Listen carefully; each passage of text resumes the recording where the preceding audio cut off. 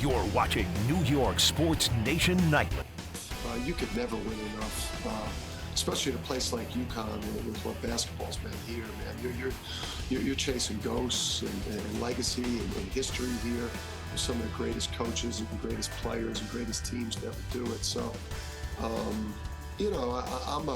when you grow up in Hurley in Jersey City and you have the competitive nature that I have, I think you're always, foot on the gas and always, the goalposts are always moving, man. You're always chasing that next thing.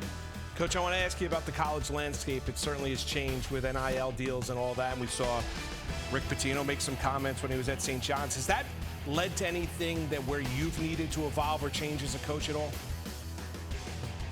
I don't think so. I think I've become more demanding, and the way I kind of lay it out to my players and the team is, you guys have unbelievable amount of resources invested in you, relative to 10 years ago, 15 years ago, 20 years ago, relative to what like Chris Mullen and Patrick Ewing were getting, right? The way we travel, the facilities, the NIL, the nutrition, just all of the opportunities that they have to excel and be successful and to be at their absolute best level. I hold them to an even higher standard.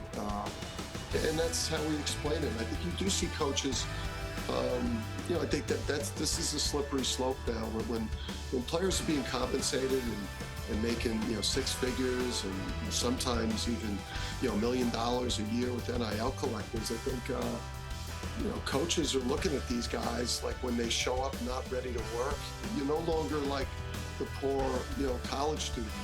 This thing is, in large part becoming like the G League or something, or some level of pro sports. And when players don't show up and act like pros, I think the coaches are getting pissed.